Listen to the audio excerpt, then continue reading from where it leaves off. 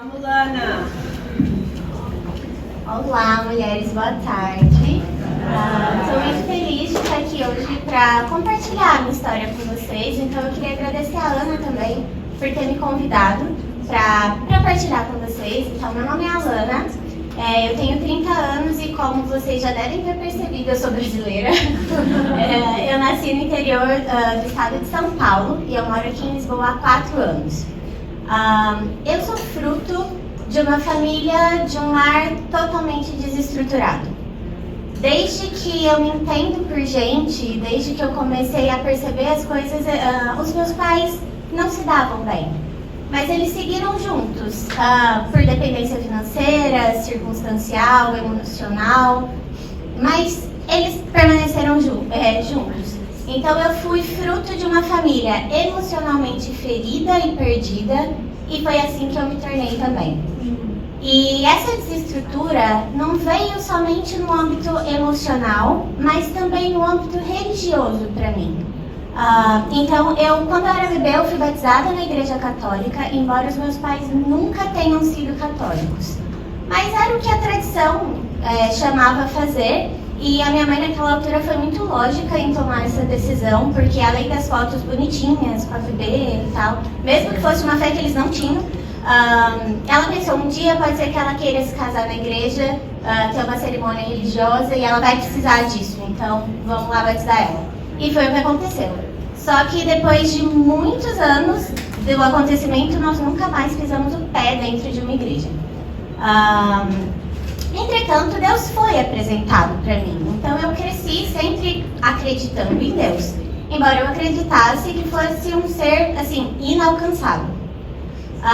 Porém, quando eu tinha 23 anos, já bastante ferida pela vida e por muitas circunstâncias, assim, emocionalmente ferida, por conta de todo esse passado de instabilidade emocional e várias outras coisas que eu vou explicar um pouquinho mais pra frente, eu decidi que talvez eu precisasse sentir mais essa presença de Deus. E como eu tinha muitas amigas próximas que eram católicas, eu decidi que talvez fosse o caminho para mim. Então eu comecei a frequentar a igreja católica. Nesse meio tempo, eu também comecei a namorar um rapaz que era também católico e bastante ativo na comunidade, né?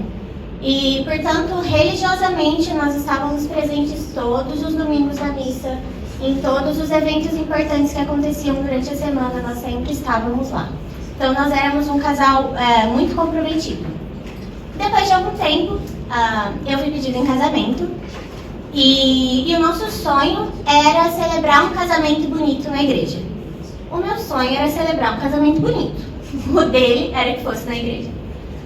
Só que, como eu compartilhei com vocês, eu não venho de uma família religiosa que tinha raízes no catolicismo. Contudo, para eu poder me casar na igreja como eu queria, eu precisava ter os sacramentos que são necessários. Então, eu busquei esses sacramentos, né? Então, eu já era batizada, eu não precisava. Mas eu precisei fazer catequese de adultos, eu precisei fazer a primeira comunhão, eu precisei fazer crisma, enfim. E eu busquei fazer tudo isso porque eu queria me casar. Pronto, durante esse período, como eu compartilhei com vocês, nós éramos muito ativos na igreja, presencialmente. O padre notou isso, o padre sabia que nós estávamos noivos e ele convidou a gente para servir no altar da igreja. Então nós fomos convidados a servir como ministros de Eucaristia. Eu não sei se há pessoas que conhecem a fé católica, mas é um dos papéis de maior responsabilidade na igreja. Então, nós precisamos fazer um curso para que a gente pudesse cumprir e desempenhar essa função. Entretanto, mesmo que a gente tivesse uma responsabilidade grande, eu tive pouquíssimo contato com a Bíblia. E pelo que eu vivenciei, vivi e vi naquele período, a única pessoa que precisava conhecer profundamente a Bíblia era o padre. A única coisa que eu precisava era saber fazer corretamente, manusear corretamente os instrumentos.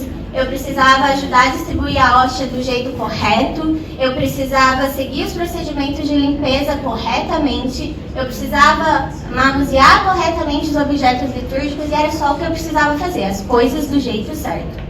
E naquela altura, eu passei a me esforçar muito para ser uma pessoa religiosa, porque eu estava num papel de status ali diante da igreja, mas principalmente porque eu queria parecer uma mulher de valor diante do meu noivo na altura. Então, eu fazia exatamente, religiosamente, tudo o que eu achava que eu deveria fazer. Então, por exemplo, na quaresma eu via as pessoas jejuando. Falei, ok, então eu tenho que jejuar também. Eu sabia o propósito daquilo? Não. Mas eu fazia porque as outras pessoas estavam fazendo. Mas eu não sei se vocês perceberam que em momento algum dessa trajetória eu citei o nome de Deus. Ou que eu fazia por Deus ou para glorificar a Deus. Então, enquanto tudo estava correndo bem, estava tudo bem para mim. Eu estava servindo do lado do meu noivo, que era a minha âncora emocional naquela altura, e era para mim a minha maior conquista e prioridade era o meu relacionamento. Então, o que mais que eu poderia querer? Estava tudo correndo bem. E, sinceramente, eu não sentia falta de Deus. E hoje, até me dói ouvir essas palavras saindo da minha boca. Mas é o coração que eu tinha naquela altura. Aquela era eu naquela altura. Só que foi quando meu noivado terminou que eu passei a buscar de fato Deus.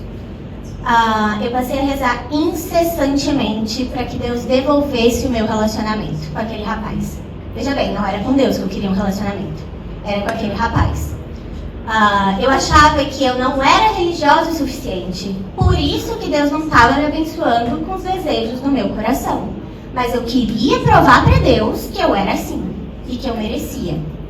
Então, mas quando eu percebi que eu fazia, e aí, como eu achava que eu deveria fazer, e ainda assim Deus não estava me dando aquilo que eu queria, eu decidi me afastar de Deus. Porque eu achava que eu estava fazendo tudo o que era suposto, mas eu não recebia aquilo que eu queria. Então, o meu ponto aqui é, eu estava buscando Deus pelas recompensas que eu queria receber dele. Então, embora eu só fizesse coisas religiosas assim, sem entender o que eu estava fazendo, eu só repetia mecanicamente na esperança de que quanto mais eu fizesse, em algum momento Deus ia se alegrar e ficar feliz comigo e ia me dar aquilo que eu queria, porque eu merecia. Só que, há algum tempo atrás, eu li um livro chamado Primeiro Amor. O autor é Raul Moreno. E logo nas primeiras páginas desse livro, explica que a vida eterna com Deus é, acima de tudo, sobre conhecê-lo e não sobre receber dele. E foi aí que eu percebi onde o meu coração sempre esteve. Então eu sempre quis receber de Deus. Eu sempre quis que ele olhasse para mim, que ele olhasse para minha dor e me concedesse os desejos do meu coração. Mas eu queria do meu jeito e no meu tempo. Porque afinal, eu me dediquei, eu me esforcei. Do jeito que eu entendi que eu devia fazer, mas eu fiz. E é claro que eu não vivia uma vida santa. Então, eu fazia fofoca, eu adorava criticar as pessoas, eu idolatrava os meus relacionamentos assim no auge, fora que eu não vivia um relacionamento puro em nenhum sentido também. Mas fora isso, eu não fazia mal pra ninguém. Eu até rezava pelo bem das pessoas, eu me importava com o bem das pessoas. Então veja bem, aos meus olhos eu não era uma pessoa ruim. Mas o meu relacionamento com Deus não era a minha prioridade. Mas então, como ter um relacionamento com Deus? E eu só entendi isso quando eu comecei a estudar a Bíblia. Porque eu percebi que Deus já deixou um caminho para que a gente tivesse um relacionamento com Ele através da palavra dele. E que isso não era sobre quem rezava mais ou quem conhecia mais orações, mais rezas, não era sobre frequentar mais vezes a igreja, não era sobre servir para ser visto pelas pessoas. Era sobre fazer por Deus e para Deus. E aqui eu quero abrir um paralelo com algo que Jesus diz na Bíblia de uma situação muito parecida, que está em Mateus 15, dos versículos 7 ao 9, Jesus diz assim: hipócritas, esse povo me honra com os lábios, mas o seu coração está longe de mim. Em vão me adoram, seus ensinamentos não passam de regras ensinadas por homens. E se a gente for parar para observar na Bíblia, Jesus nunca teve problemas com pessoas claramente religiosas. Jesus, os maiores confrontos que ele teve foram pessoas religiosas que acreditavam que a prática religiosa delas era suficiente para agradar a Deus, assim como eu acreditava. Mas a verdade é que ter um relacionamento com Deus não é difícil, mas exige algumas renúncias e mudanças. Então exige uma vida e uma doutrina alinhadas com aquilo que a Bíblia nos chama a ser e não parecer. Só que, contudo, muitas vezes nós temos expectativas em relação a Deus. E é justamente quando essas expectativas não são supridas que nós conseguimos perceber onde o nosso coração está. Então, foi quando o meu coração esteve no lugar certo durante anos. E foi só quando o meu noivado terminou que eu passei a rezar muito mais. Que eu passei a ir muito mais na igreja. Que eu passei a buscar a orientação espiritual do padre. Que eu passei a servir mais. Mas eu fazia tudo aquilo porque era aquilo que eu achava que eu precisava fazer para Deus ver o meu esforço e devolver aquele relacionamento que eu tanto queria. E quando a minha expectativa não foi suprida, o que eu fiz? Eu me afastei de Deus. Mas como vocês podem perceber, o meu coração estava todinho no lugar errado. Mas foi só conhecendo verdadeiramente a Bíblia, conhecendo verdadeiramente o que ela diz, e não apenas o que a superficialidade das tradições religiosas me diziam, é que eu percebi que somente um relacionamento com Deus, através de Jesus Cristo, podia agir e curar o meu coração. Mas, mais uma vez, eu só consegui reconhecer isso quando eu rendi o meu coração ao estudar a Bíblia e ao desejo sincero de conhecer quem Deus realmente é. Então, se hoje eu compartilho a minha história aqui com vocês, é porque a Bíblia mudou e segue mudando a minha vida. E tem transformado também o meu coração. Então, a Bíblia hoje me permite conhecer quem Deus verdadeiramente é e me ensina a construir um relacionamento com Ele. Mas a Bíblia também me ensina que é responsabilidade minha buscar por esse conhecimento, buscar por conhecer Deus verdadeiramente e ter um relacionamento com Ele. Então, Deus tem curado as minhas feridas através da sua palavra e tem me ensinado a construir relacionamentos saudáveis por meio dela.